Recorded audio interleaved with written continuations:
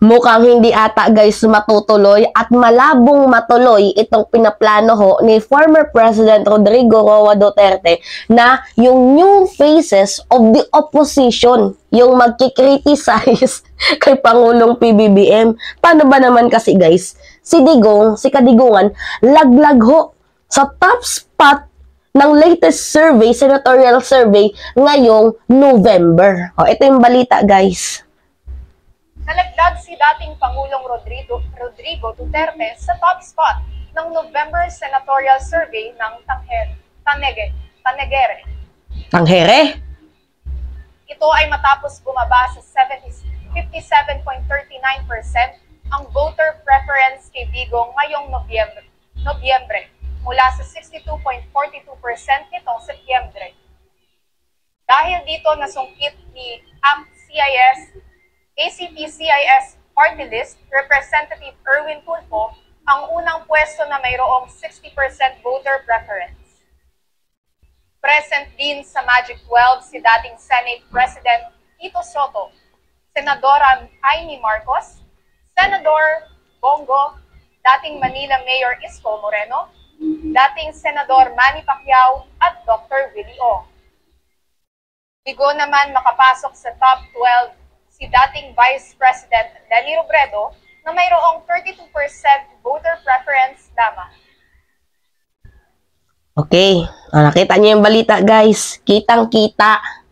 'Di ba? Kung ano yung tinanim, siya talaga yung magiging bunga. So kung yung tinanim mo ay maganda, talaga nga namang maganda din ang ibubunga. Kaso yung tinanim ho ni Kadigungan ay puro pambabatikos.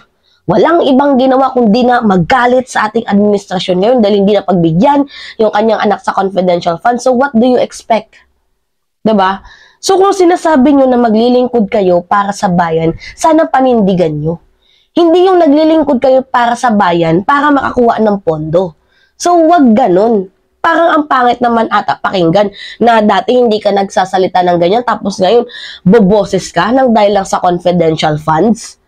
Anyway, sabi dito guys sa balita, so basahin na lang natin to kasi medyo pangit pagkakabalita ng reporter ng politiko. Palitan yan, tanghere ho.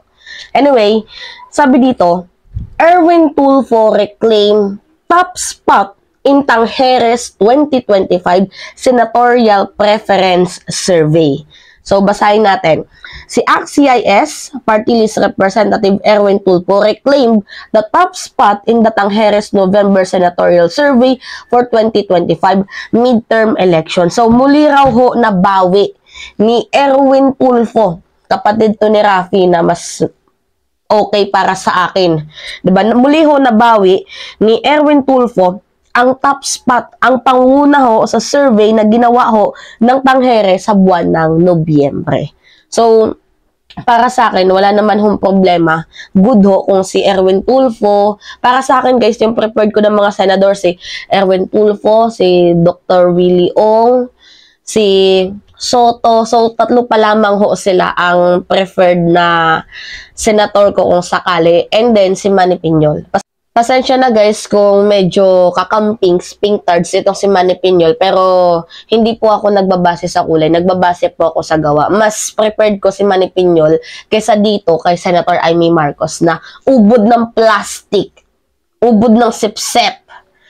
Anyway, so the big data research firm survey conducted from November 2 to November 4, 2023 found that the 60% of the Filipinos would vote for Tulfo in May 2025 election if were held during the survey period.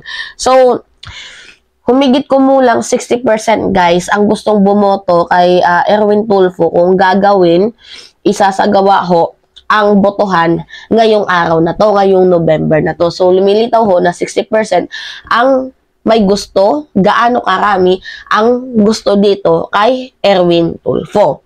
So, Tangere said former President Rodrigo Duterte fell to the second position after seeing a 5% decline. So, bumaba ho ng 5% itong si dating Pangulong Rodrigo Roa Duterte.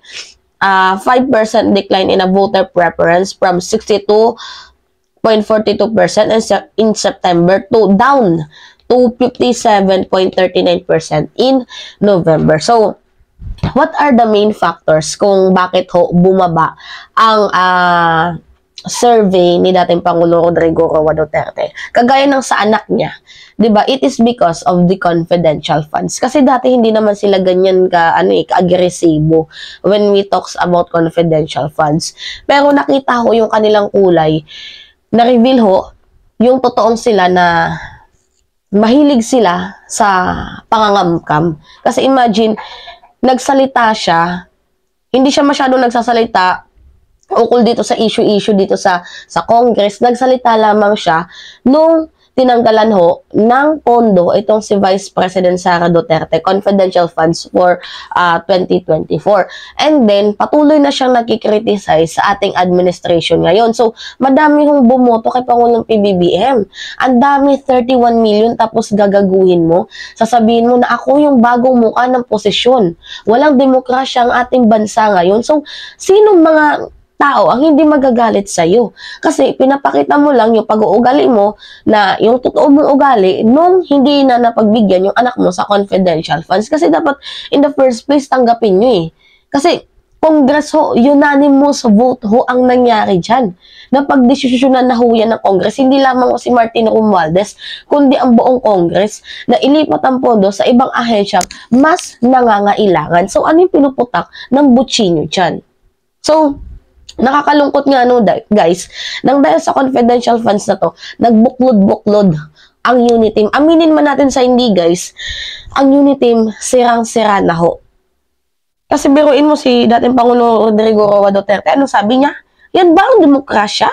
Duterte question opposition silence. Walang tumitira sa gobyerno. So, bali ang gusto niyang gawin, siya na yung magiging new faces of the opposition kung wala na ngayon ang liberal. Kasi burado na kasi guys sa mapa ang liberal. Tapos nung isang araw, pinuri niya din yung mga liberal na sa pagkakasabi niya na malaki ang naging ambag ng Liberal Party sa bansang Pilipinas. Di ba nakakaloka?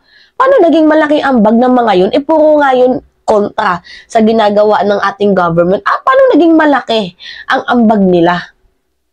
Imagine, hindi mo nga na-push yung charter change. Hindi mo na-push yung federalism. Dahil yan sa mga liberal, di ba? Tapos ngayon, pinapasalamatan mo pa sila. Pinapasalamatan mo.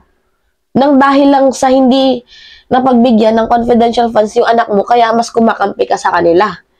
Tama ba yung pag-uugali na yan? Tama ba yung kinikilos mo na yan?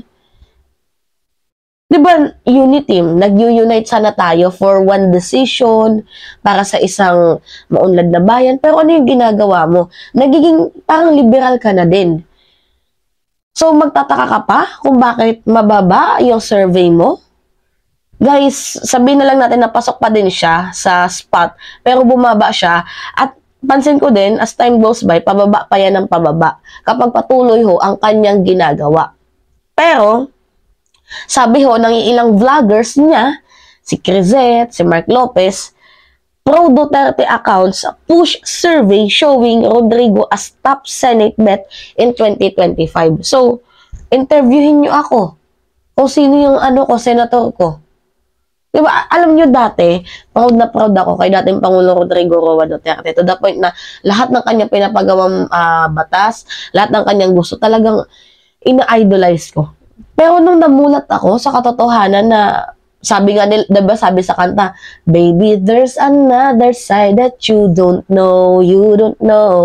So, meaning to say, sa magandang pinapakita niya, sa pa-plastic na pinapakita sa mga tao, mayroon pa din siyang dark side na siyang nare-reveal unti-unti ng panahon. Remember, sa West Philippine Sea, dati pa palang nagbubungguan ang China's Coast Guard vessels at itong Philippine Coast Guard. May nabalita? Wala. Dati pa pala tayong wina-water cannon. May nabalita? Wala. Dati pa palang nilalagyan ng floating barriers. May nabalita sa TV? Sa anumang article? Wala. Kasi nga, ang nangyayari, news blocking. Tapos ano yung sabi niya? Siya din mismo nahulog sa kanyang sinabi na bakit hindi na lang daw natin ibigay ang tubig? Kasi tubig lang naman daw yan. Tubig. tubig lang naman pala yan. Bakit hindi nila ibigay sa atin? Kasi within 200 nautical miles sa atin yan. Bakit hindi sila magpaubaya?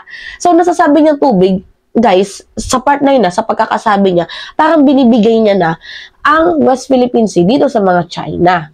So, nagkikreate kasi itong si Duterte ng pangit na political mindset sa mga kapwa niya, alipores niyang DDS. Kaya, pag sinabi niya na, hala, lagyan niyo dyan ng warship, magkakaroon ng digmaan. Di ba yan yung lagi niyang pananakot sa atin? Pero nung naglagay ng warship si Pangulong PBBM, nagkaroon ba ng digmaan? Wala. Di ba? So, basag siya. So, anyway, huwag ka nang magtaka kung bakit pababa ang survey mo dahil kasalanan mo din yan. Ano? So, anyway, yun lamang guys. At it's me again, si Mima Alicia Nyot, nagbabalik para sa ating panibagong video.